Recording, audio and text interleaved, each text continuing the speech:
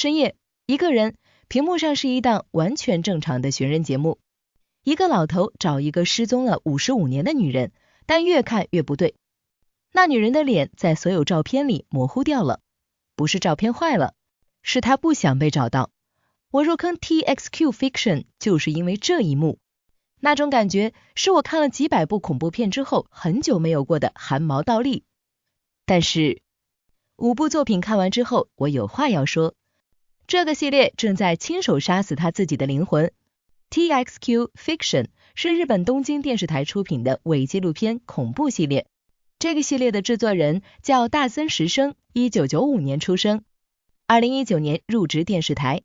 他第一部 TXQ 作品播出時才28歲，但他做出了一個豆瓣 7.5 分起步，口碑直接炸裂的怪談偽紀錄片系列。第一部尋找石永菊江播完，互聯網炸了， B 站解說視頻播放量破100萬。但真正讓這個系列封神的是第二部，像飯找一家謝罪，豆瓣 8.3 分。恐怖片很難觸及的高度。故事裡，一個民俗學教授為一個家庭主持驅邪儀式，然後這一家人全死了。這裡有個被很多人忽略的細節，那個儀式你仔細看，北美泛靈論的鼠尾草驅邪，日本傳統的鏡子除靈，加上巴西泛靈信仰的元素，一個什麼都懂一點什麼都不精通的半吊子教授自己拼凑出来的儀式。豆瓣有人說得很準，這家人的悲劇不是因為儀式太強大，而是因為半吊子才是最危險的東西。你以為你在控制它，你根本不知道你在召喚什麼。這2部的成功有一個共同的地基，超自然從來沒有被解釋掉。儀式可能是真實有效的，那個女人可能真的已經不是人了，沒有人告訴你答案，沒有專家出來說這不過是誤會，從來不解釋鬼為什麼存在，因為一旦解釋了，鬼就消失了。從 8.3 跌到 5.8， 中間那個 7.7 分是個假象。魔法少女山田還殘存着怪談的形式，唱完即死之歌，小孩子的童聲，幼兒園的監控錄像，這些元素還在，但他們的用途改變了。制作團隊在採訪裡說了一句話，我覺得是這個系列轉折的宣言：恐怖是一種複雜的情緒，呈現方式是可以高級的，並不是只有鬼才能制造恐怖。然後我明白了，他們不想拍怪談了，他們想拍人性的恐懼、媒介的暴力、社會的邊緣。這些當然嚴肅，當然可以好看，但這不是我來看這個系列的理由。這種轉變，日本本土觀眾也感受到了。一位看完《神木隆之介》的日本博主寫道，這個系列壞掉的部分開始顯現了。他的診斷，這個系列原本用引發考察作為手法，手法是為故事服務的，但後期考察這個手法本身變成了目的。他最後寫道， TXQ 的原點是在恐怖之上的考察手法，這才是系列的心臟。恐怖是地基，考察是樓，沒有地基，樓蓋得再高也會塌。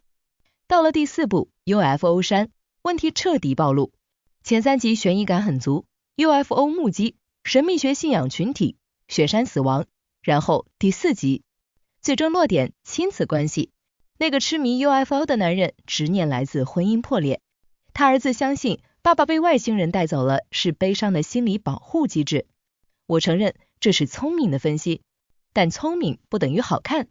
我等了4集 UFO， 你給我看父子情。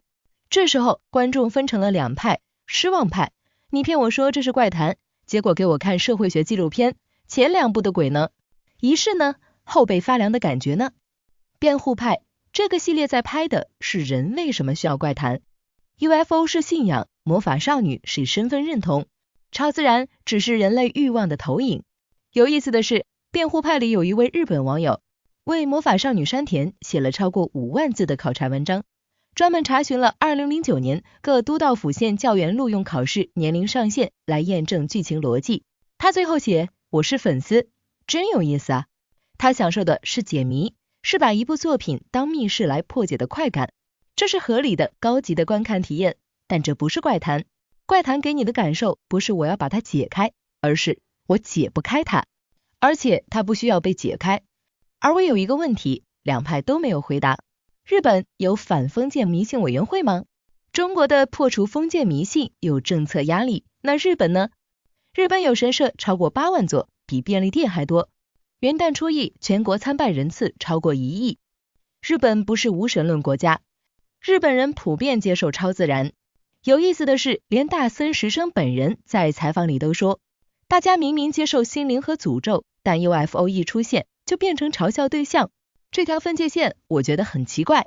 然後他說，從我這個兩者都不信的人來看，他們其實是一回事。他親口說出來了，他不信這些。所以 TXQ 系列的祛魅不是日本社會的要求，不是政策壓力，這是創作者個人立場的主動投射。在一個接受鬼神的國家裡，用鬼神當鈎子，再用人性解釋掉它，這條路走得隨意還是自覺，你來判斷。還有一種聲音代表沉默的大多數，一位寫了 UFO 山考察的日本博主最後說，不是不喜歡，但希望再有力一些，就這一句，不憤怒不極端，就是有點可惜。我想回到開頭那個老頭，84歲，找了55年，沒有人知道他為什麼找那麼久，沒有人知道那個女人是什麼，沒有人解釋那些模糊的臉，這就夠了。這就是怪談，怪談不需要答案，怪談的本質是世界比你以為的要大，而你永遠無法完全理解它。